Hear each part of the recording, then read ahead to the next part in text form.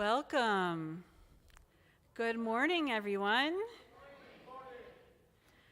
I am not Katy Carpman, the Director of Religious Education here at Emerson Unitarian Universalist Church in Houston, Texas. I am the Reverend Michelle LaGrave, the interim minister of this congregation. Welcome to Opposite Day. Our beloved community of faith, reason, and affection welcomes all to grow in mind and spirit as together we build a better world. If you are joining us for the first time this morning, we extend a special welcome to you and invite you to fill out our visitor card so you can receive more information about Emerson and our activities. Welcome to all. We are a church in many places.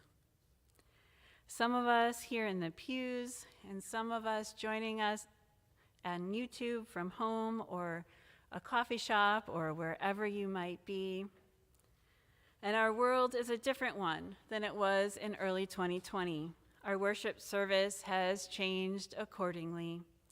We are giving people choices in the pews as to distance between families and whether or not they would like to continue masking. We've put a few offering baskets at the front and back of the sanctuary for people to drop off their offering throughout their service rather than passing the plates. For those of us in the sanctuary this morning, let's take a moment to picture the many dozens of friends, neighbors, and those you've not met yet who are taking place in this service on YouTube, either right now or later in the week, as their schedules allow. Remember, now is the time to put your cell phones in worship mode. Feel free to tweet or check in on Facebook or whatever. Just silence all those beeps and dings. Then following the worship service, folks in the pews may head out to the gathering place to grab a snack and perhaps to the courtyard and playground to chat. And we'll also have social time on Zoom, who is hosted by Board of Trustee Marilyn Rambo. A chance for you to gather in smaller groups to discuss the service and what's going on in your lives for those of you online today. And now for our prelude.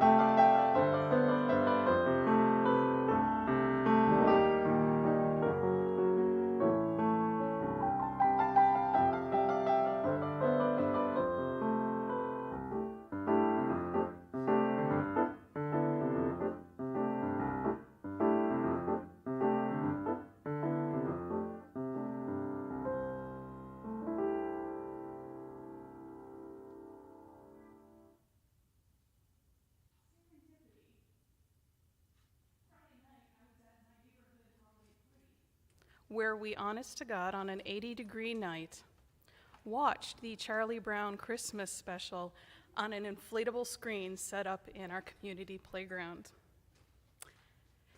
If we were of the Christian tradition, right now is the season of Advent, a time of preparation of our homes, our souls, our families. I'm sure among us we have a few people who've been decorating since November, maybe October, Julia. Yeah, I'm calling you out. And then there's some of us who have yet to mend the inflatable we broke last winter, and maybe we're just not there yet. Today's service, we're going to talk about what is it that we do in this time? Which pieces do we still find meaningful, and where perhaps might we inject a little fun? Whoever you are, wherever you come from, wherever you find yourself on your life's journey, whichever your pronouns, whether you've walked in or rolled in or dialed in, whomever you love, you are welcome here. You belong here.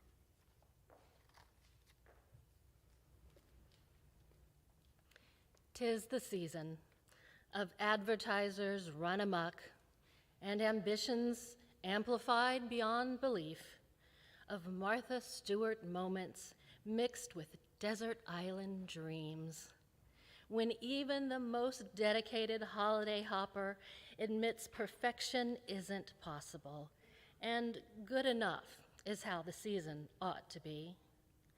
'Tis the season when glad tidings of busyness keep us from the news that nostalgia ain't what it was, when we deal with the gap between what we could be doing and what is possible in the reality of today. The season when all the dreams you've ever dreamed of being but aren't return, reminding you what you once could be. For this and more I say to you and to me, 'tis the season for generosity of spirit, for giving of the heart without counting the cost, for forgiving those who are not here or who are not here as we need them to be, for gentleness with self and others, for a hope that love in presence or in memory will pay for a healing call, for a conviction that the way you greet each day spring is what matters after all. Blessings. And may this holiday season bring for you and yours joy and peace. And now I'd like to invite up to our chalice, Edward.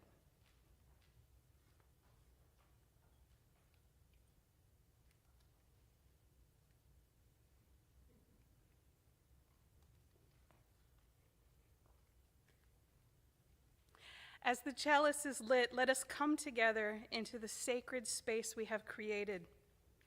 Let the cares of the day fall away and know that here is a place for quiet reflection, for a pause in our lives, for breathing into our true selves. Let what is said and felt here add richness to the dimensions of our lives and spiritual practices. We are strong together in community. We share the experience of being human. Let the warmth of the chalice lit during our time together connect us and carry us into the world. And now, please rise in body and or spirit for our opening hymn, number 188 in the gray hymnal, words on the screen, "Come, come, whoever you are."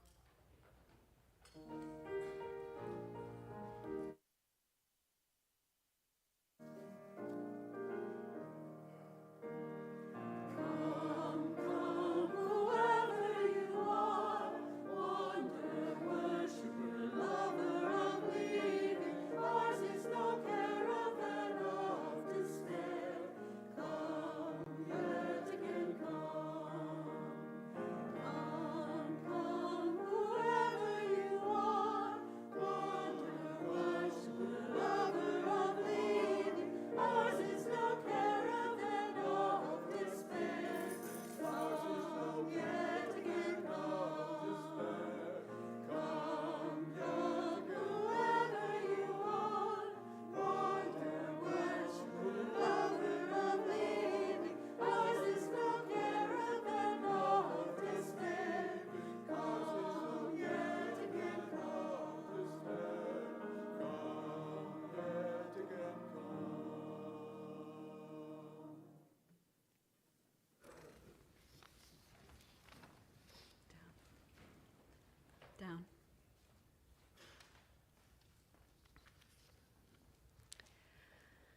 Once upon a time, there was a foster parent who, maybe like you, was feeling a little overwhelmed with everything they had to do during the holiday season. They were sitting on the sofa, pondering how they might manage it all when a knock came at the door. It was their friend, Maria. She was all dressed up, wearing a Santa dress. "Hi, Maria. What's going on?" "Oh, Jonathan, look at this mess. What are you doing? You're not getting dressed up for the party?" "Party? What part? Oh, no. I completely forgot about the party. I feel so overwhelmed. I was just sitting here trying to figure out how to wrap and hide all these gifts before the kids come home. I have so much to do." "Oh dear. How's the foster parenting going?" "It's great. The kids are great. I love them so much. And, well, they've been through so much. So it's hard, too. And it's hard to manage everything on my plate." "What's on your plates these days?" "Well, the oldest, Lee, has a Girl Scout camping trip coming up, and I have some shopping to do for that. She's going to need a sleeping bag and some other things. The next oldest, Joe, has been invited to a roller skating party. That's Thursday night. The next oldest, Laura, saw some people ice skating at the gallery, so I promised her we could try that out. And the youngest, Mark, has his baby dedication at church this Sunday. I want to go buy a special outfit for that. Meanwhile, I've got a lot going on at work, a bunch of holiday baking to do. My elder neighbor has COVID, and I need to help her get some groceries.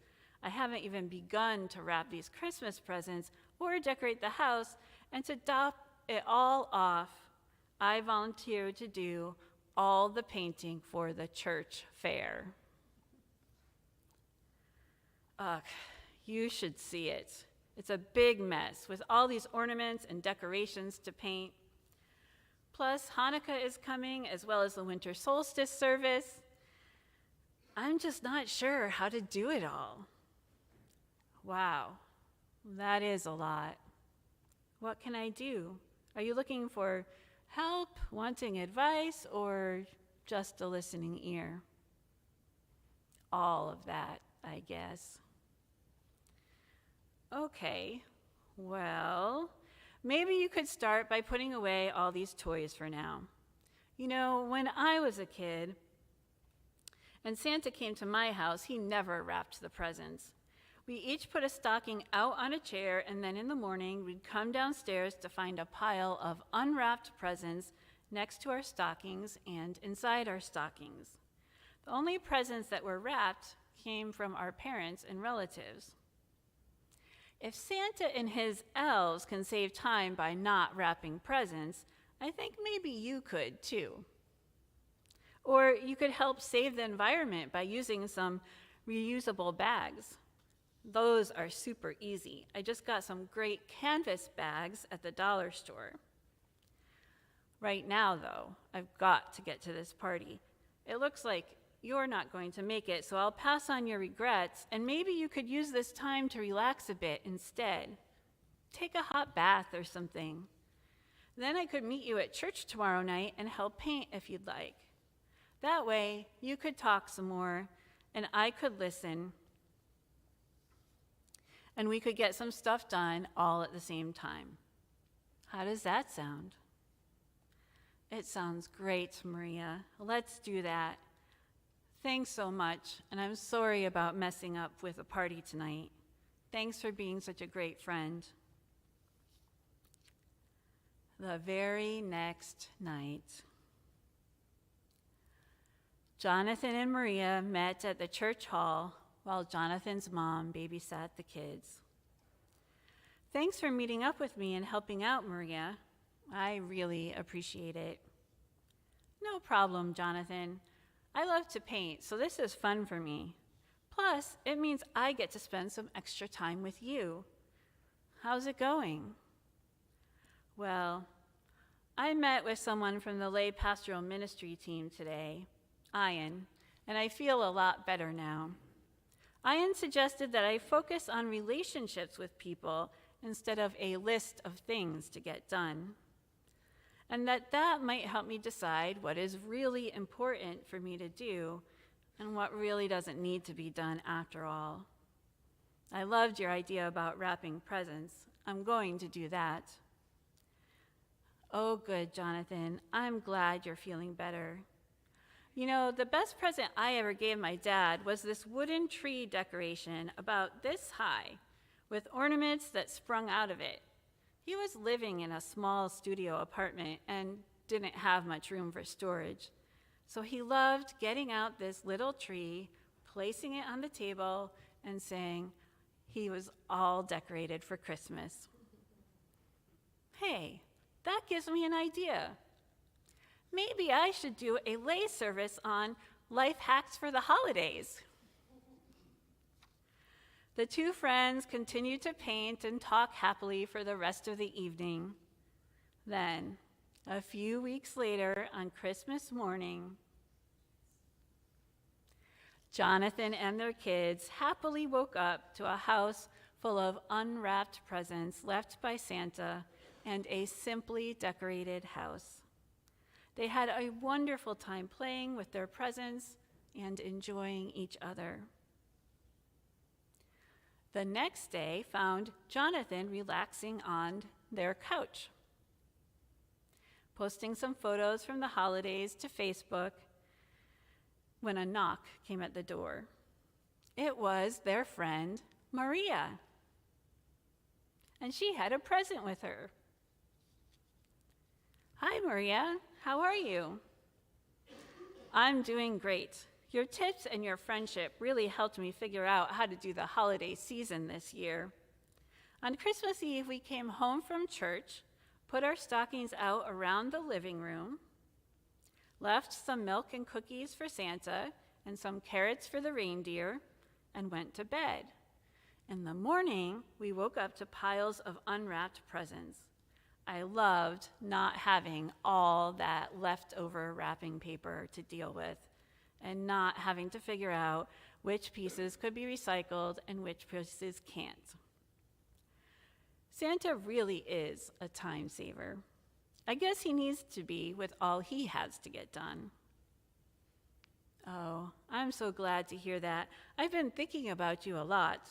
And even though we don't normally exchange presents, I wanted to bring you something. Ooh, it's a meditation cushion. This is perfect. I've been thinking about starting a meditation practice, and my mom just gave me a book on it. Thank you. The very next day, Jonathan began his new spiritual practice. The end.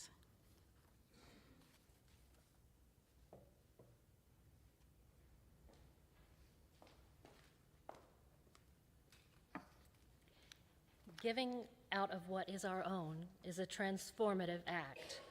As a community of faith, we collect an offering not for ourselves or our congregation, but to give to others, as a collective action, as a community, and as a way to live out our shared values. Please give with a generous heart to support our December Share the Plate recipient, the Minister's Discretionary Fund.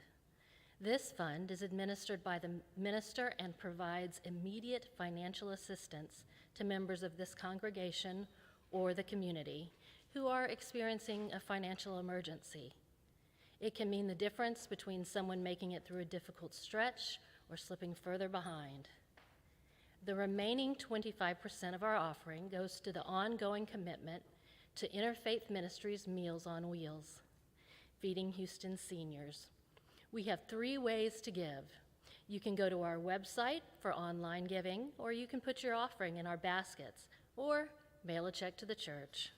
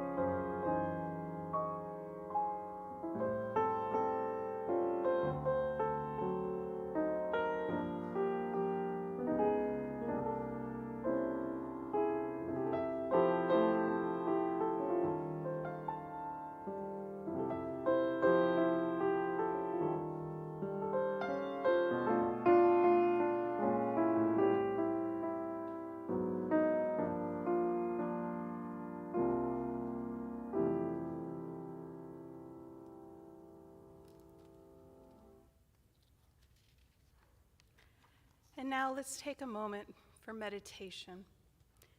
If it is comfortable for you, put your feet flat on the floor, spread out a little bit. Consider where your shoulders are. Is your tongue stuck to the roof of your mouth? Take a few deep breaths. Close your eyes if you like. It is up to you to figure out what feels open to you. Our reading starts with a quote from David Moranis. I believe that life is chaotic, a jumble of accidents, ambitions, misconceptions, bold intentions, lazy happenstance, and unintended consequences. Yet, I also believe that there are connections that illuminate our world, revealing its endless mystery and wonder.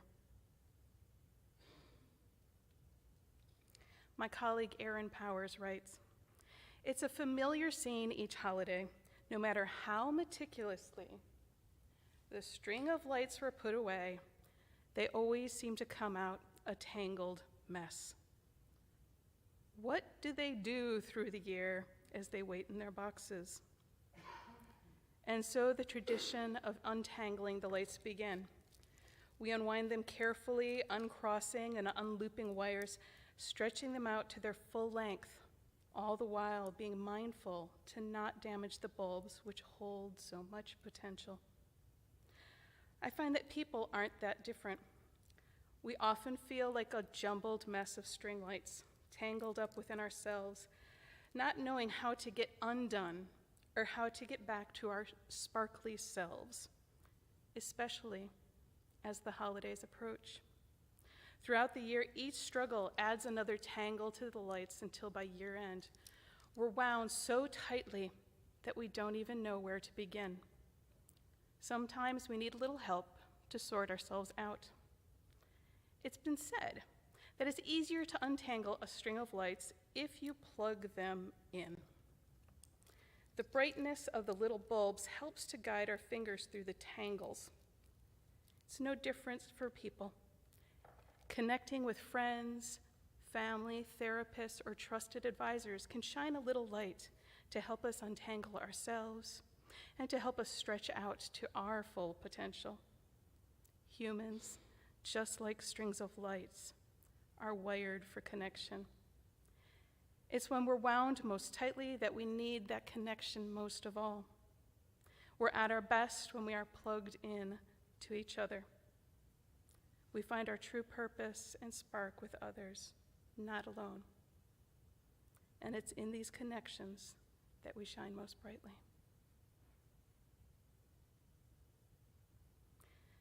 Great and endless mystery and wonder, may you never stop giving us opportunity for connections that light the fire inside each of us. And may we never stop seeking and reaching out for connections with each other, even when we are so tangled and wound so tightly that we struggle to even find the plug.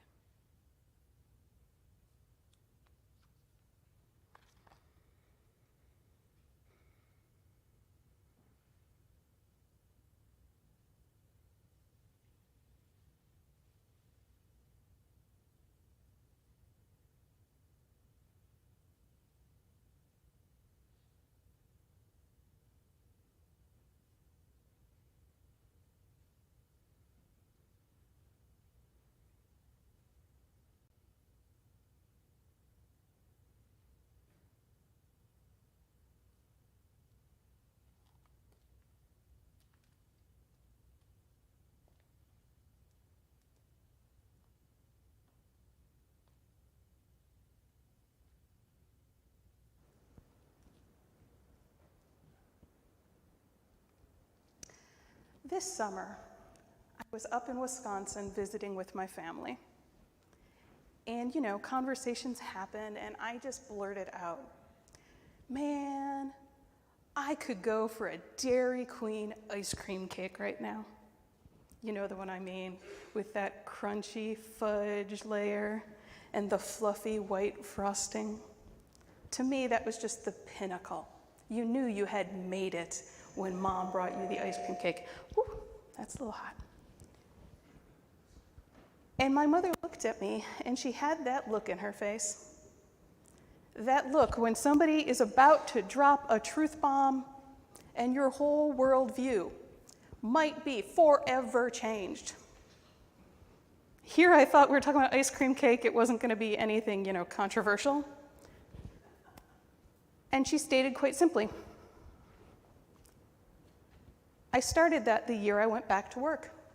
I didn't have time to make you guys birthday cakes anymore, so I stopped at Dairy Queen on the way home, brought it home, put it down on the table, and said, these are delicious. Happy birthday.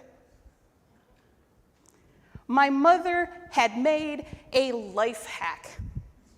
If you don't spend as many hours on the social media as I do, a life hack is a little trick that makes your life easier.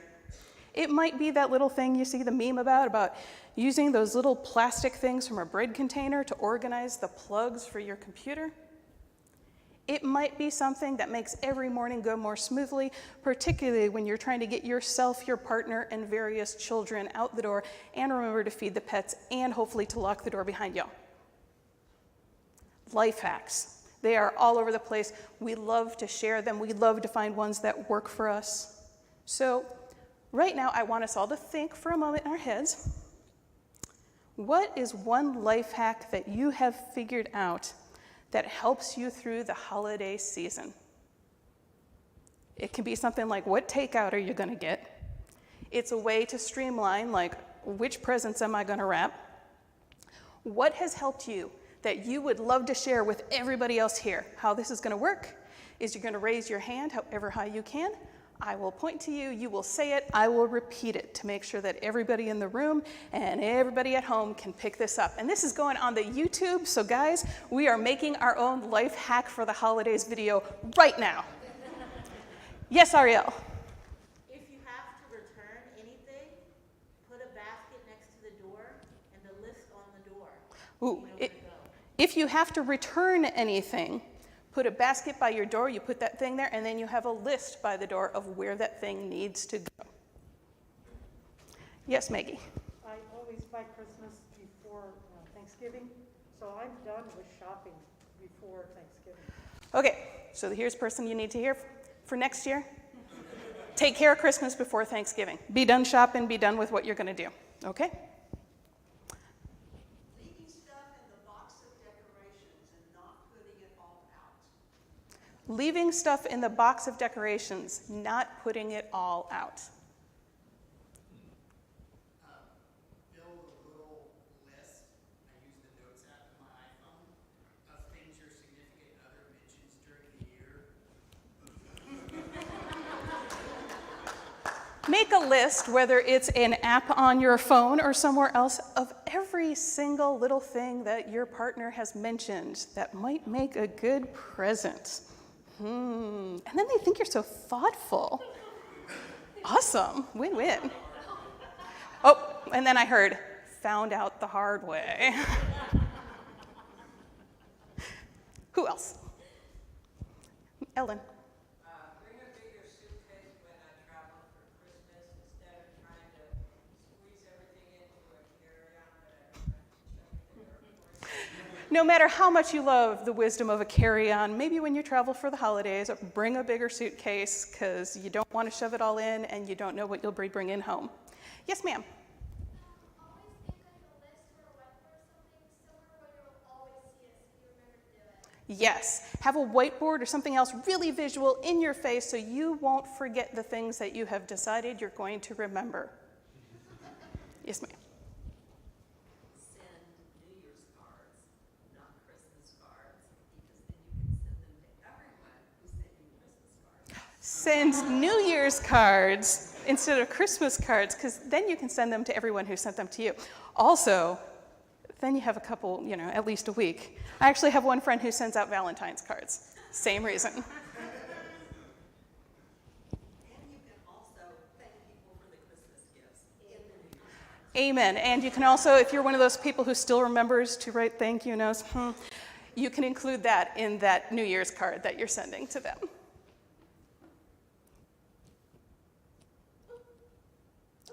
Oh.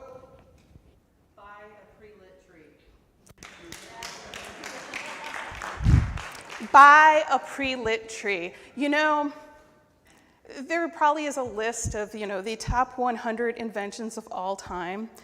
But when I think of, ways we can reduce our stress at the holidays, I remember the cursing that was the assembling of the multiple strings of lights. And, as much as our meditation talked about that beautiful thing of plug them in and we need to be connected, for those old daisy chain lights, if there's one light on any string, pre-lit tree, excellent. We could go on and on and on, but I think right now let's sing a song.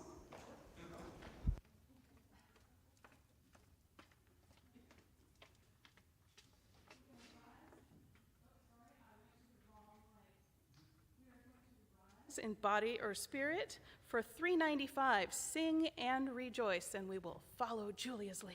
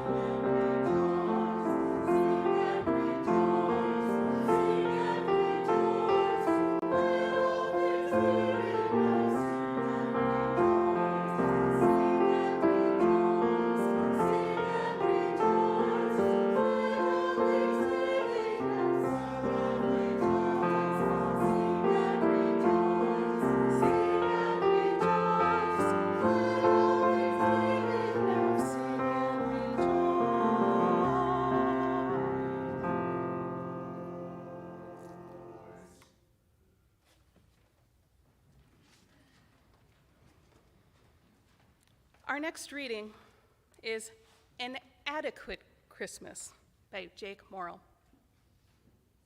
Another quote, this one from David Sedaris' Santa Land Diaries, which if you have not heard or read it before, please do this afternoon.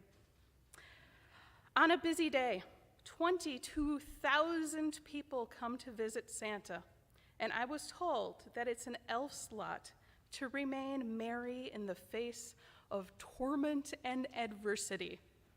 I promised to keep that in mind. Have you ever read those magazine articles about how to survive Christmas? As if Christmas were some kind of endurance event? To me, that all just seems a little extreme. Then again, it can come from the other side too. All those jangling jingle bells with people wanting to put a wildly ugly Christmas sweater on you and all of the forced merriment. Maybe that's not where you're at either. What if it wasn't only a choice between misery or merry? What about a third option, an adequate Christmas? An adequate Christmas would have you calm and open, taking it in, accepting whatever is. Does that pique your interest? Here are 3 things that could help. Notice those behaviors that you tend to do when you're wound up too tight. Could be overeating or drinking too much. Could be picking fights with family members. Just choose one behavior you know you've got in you. Don't need to change it. Just try to notice and see what happens. Second, say out loud what you want. Nobody can read your mind, right? People aren't magic. So if you've got particular expectations for the holiday season, say them out loud. Say, I'd like to do this, I'd like to go there, or I really don't want to do that. With what you want on the table, it's easier for everyone to figure out what to do. And 3, this last one's a doozy. Ready? Treat the holidays as sacred time. Turn your attention toward tradition, toward spiritual practice, toward encountering and welcome God like you haven't before. Slow it all down like you might be, in some way, attuned to the pace of the eternal. If you need, you can fake it at first. Can I promise these things would bring a wonderful Christmas? Well, no. But maybe this year, it could be adequate.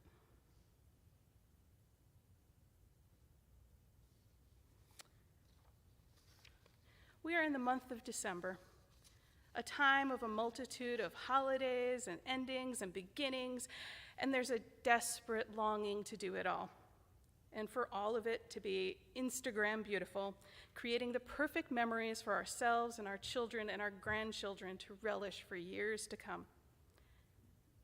And unless, or maybe even if, we have all the money and time and artistic skill in the world, we cannot do it all. We need to pick and choose and aim for, as Jake puts it, an adequate holiday. The question is, how do we possibly choose? Well, we can start by matching our ideas, our expectations to our personal and family values. I don't know each of your family's values, so let's start with our church's core values as a starting point. I'm not going to call on anybody and make you recite them, but they are community, caring, integrity, welcoming, and ministry. So what would that look like? What would it look like if we chose what we would or would not do by saying, how does this increase our sense of community? How does this embody caring and integrity? How can we make our church and ourselves more welcoming? What ministry will we do for ourselves and the world in this holiday season? And then, because I'm the person who, gets the privilege of hanging out with our children and youth, I'm going to say we need to add a sixth. I think this sixth actually works into our congregational core values. We just didn't say it out loud. And that is simply fun. We don't need SMART goals, okay? Right now, let's think about fun. What is actually going to bring you joy? What is going to give you the energy to move into the next thing? Example of fun. I put out supplies this morning for the kids to cut out snowflakes. Instead, they made hats and said I should wear them during the service. So just in case you thought we were going to get too serious, here we are.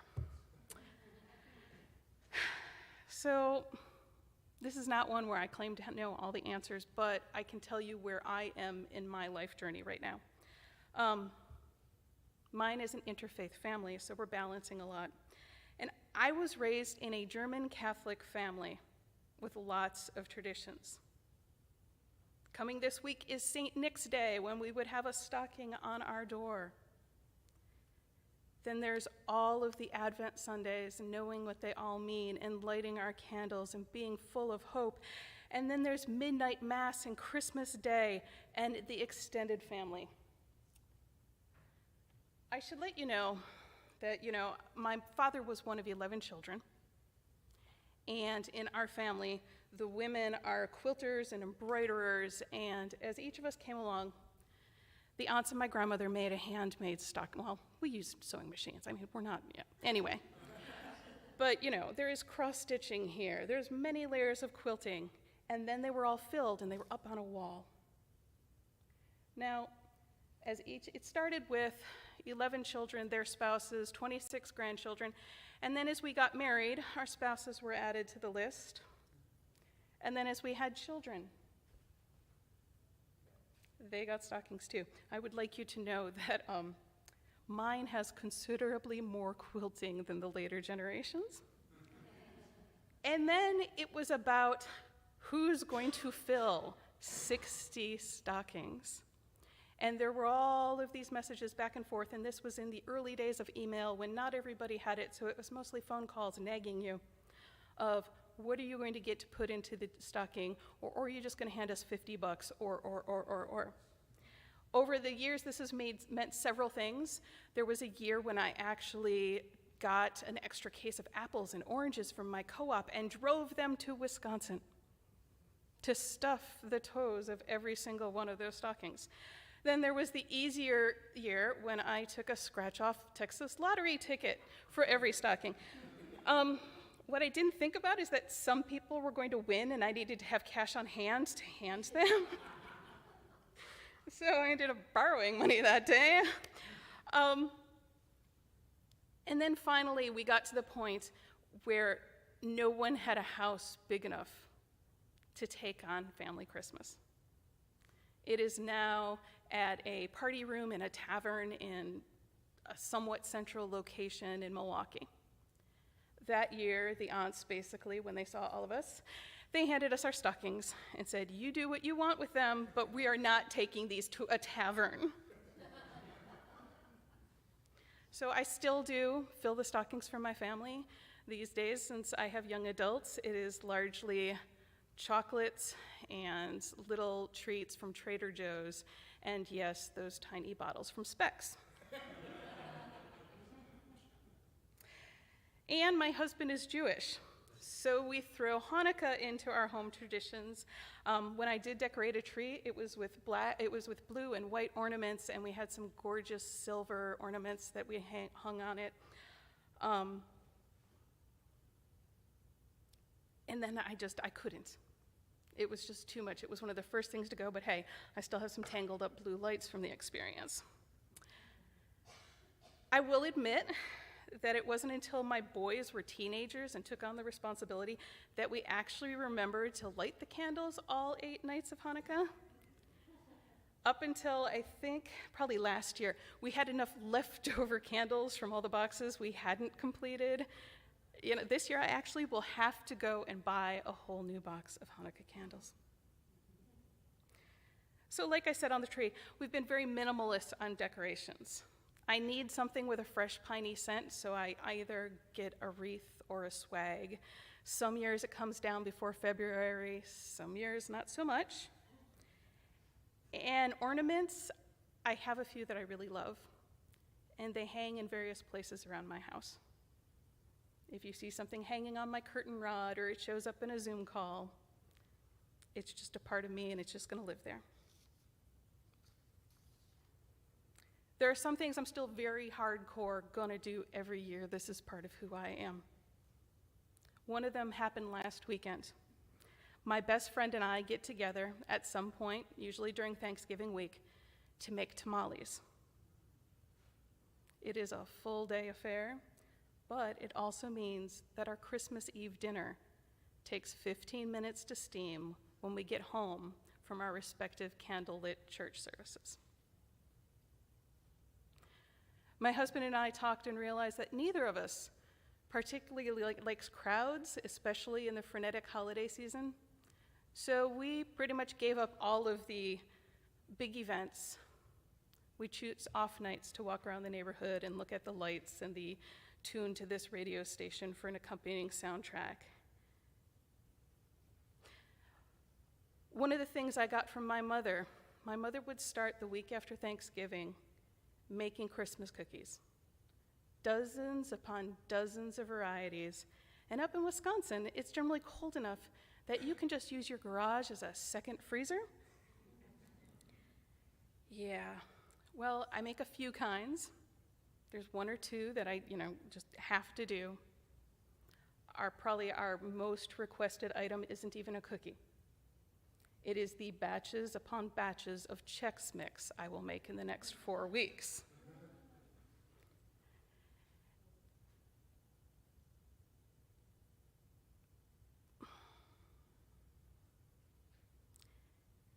And it's also been a thing that through the years, as much as we like to think that traditions will always be the same.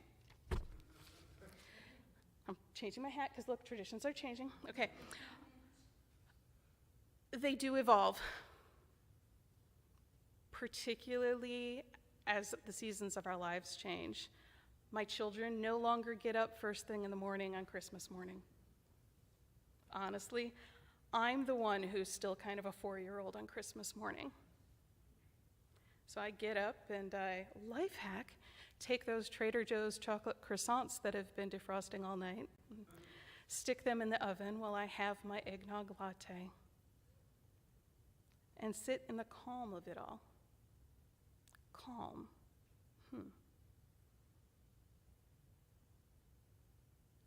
So in just a moment, we're going to take some time in this service to start decorating the place for the holidays as a communal act, and we can all decide what we want to do. We have poinsettias have been gracing our rows. They will end up in this nice well on either side of the pulpit. We also have Christmas ornaments near the tree for those who like to decorate, and a couple of other bibs and bobs around. We'll have some music while we do that, but first, a quick reading. One of my favorite, this is called Every Moment is One. I don't have it on the slideshow, so I need to make sure to say it out loud. Every Moment is One by Quinn G. Caldwell. One of my favorite things about all the rituals and traditions attached to this time of the year is the way they mess with time. My husband and son and I decorate our Christmas tree, and as we hang each ornament, the ones we brought from our parents' house and the ones we got together, we tell their stories. As we do, we find that we are not just standing in the living room we share, but we're also standing in footed pajamas in the living rooms we grew up in, decorating every tree we've ever decorated right in that moment. We gather on Christmas Eve with the lights down and the candles lit, and we sing Silent Night. As we do, it's like we're singing it at every Christmas Eve service we've ever been to. It's like we're singing it at every Christmas Eve service yet to come. It's like, by our song, we're calling the birth of God into existence again. It's not nostalgia. It's not just a hazy remembrance of the time back when things used to be better than they are now. It's more than that. It's like a collapsing of time, a drawing in of past and future into one long now. Theologians would say we're stepping out of ordinary time, or what they call chronos, and catching a glimpse of God's time, or what they call kairos. In chronos, minute follows minute, and you can only go forward. That's where we live most of the time. But for God, in kairos, every moment is one. And your first Christmas, your last Christmas, this Christmas, and the redemption of the whole world are all happening right now forever. It's one of the reasons people love this time of year so much, that quality it has, that for many people, more than many other time of the year, lets us glimpse the world that God sees. So what things or traditions come to mind for you? What brings you back to your childhood at warp speed? Whatever it is, you should plan to do it soon.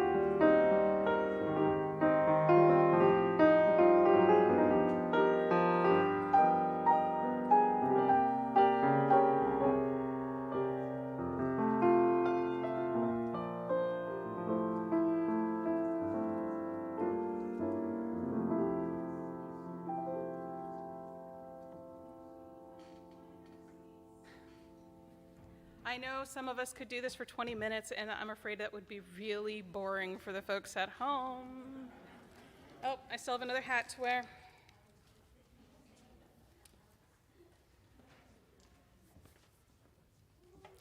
If there are still ornaments and such that you'd like to put up, feel free to stay for a little bit after the service and get to that. And the true miracle of Christmas is that if you only put out half the ornaments, as we've had a couple people suggest, nobody knows. So as we pick and choose amongst the things of a Christmas and a holiday season, I just want to give you a brief rundown of things that will be happening here at Emerson. I will miss some of them, and you don't have to write a darn thing down right now because it will all be in our e-blast. So, next Saturday, I hear, we are going to rededicate our little free library out in the courtyard between 8 and 10 a.m. I'm hoping it's closer to 10 for the actual blessing of it because 8 is really early. And then later on, the climate justice lobby. Citizens Climate Lobby will be having cards and cookies sort of event in the afternoon at, it just left my mind. 4 o'clock. 4 o'clock. Oh yes, and at 4 o'clock today, not necessarily holiday related, this amazing woman is going to be playing her fingers off. Okay, next Sunday is Music Sunday, where we really get to immerse in all of that. And then on the 18th, we are going to be doing a service on wonder. Wonder from Einstein to scripture to all kinds of fun you can have with pieces of paper. Solstice will be the evening of the 21st, I believe at 7 p.m. Christmas Eve service will be at 5:30. Christmas morning, we know some people are already fully booked and some people are looking for a little nosh. We are going to have a couple people setting us up for bagels and lox and whatever shows up. So if you need something on Christmas morning, we got that going on. On New Year's Day, we'll have a ritual and a potluck. I also want to point out that in addition to the 10 a.m. adult RE, on December Sundays, we're going to have a 10 a.m. chill room down in room 108 where you can stop in and work on a jigsaw puzzle or do a little craft or read on a pillow, whatever you need to have a little more chill in your life.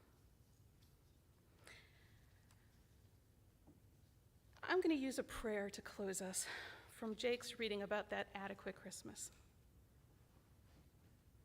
God of creation, bless our becoming with grace enough that we can laugh at ourselves, our hearts glad for the sufficiency of the days we've been given.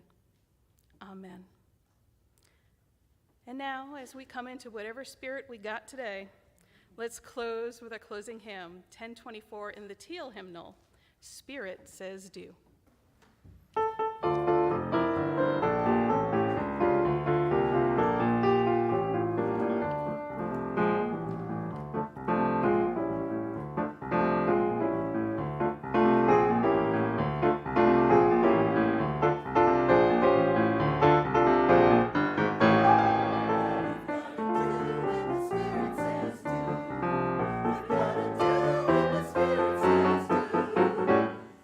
Spirit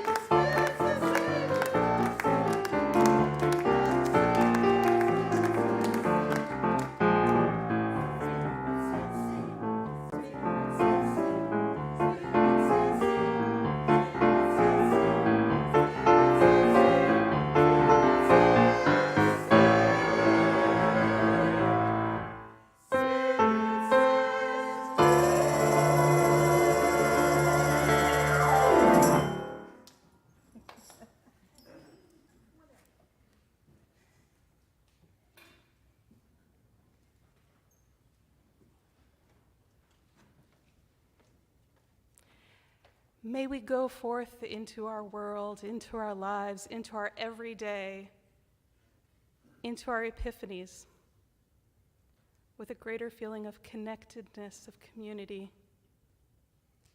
of integrity, and also a deep longing and search for fulfillment and what the heck are we going to do next to get to fun. Sean?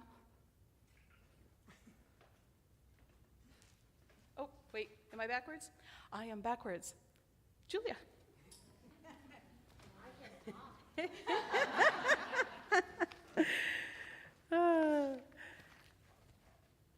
First of all of the Charlie Brown references were because of me, because I love that movie. And so thank you, Sean, for entertaining me. So today we have social time here and on Zoom. Lunch Bunch is at Chipotle. Did I get it right? Yes. And like Katie said, Sean's concert is today. It's free at 4 p.m. here in the sanctuary. Please don't miss it. Next week is Music Sunday. I hope you all can come. We're going to have orchestra, choir, and children's choir. It's going to be a lovely time, so I hope you all can make it. And before we go to our postlude, I believe we have someone from the search committee that would like to say something. Please come on up.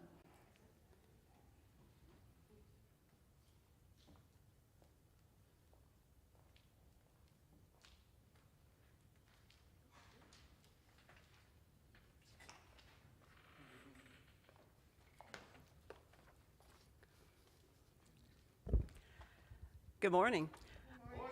I'm here with some of my BFFs. I know they're all kind of behind there.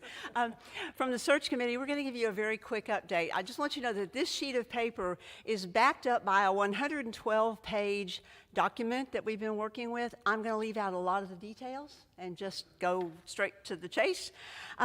So far this fall, we've been pretty in your face with this search. We've done the survey, we've done the small group meetings, and that input became part of the congregational records, along with a lot of other information that was designed to present an accurate picture of Emerson.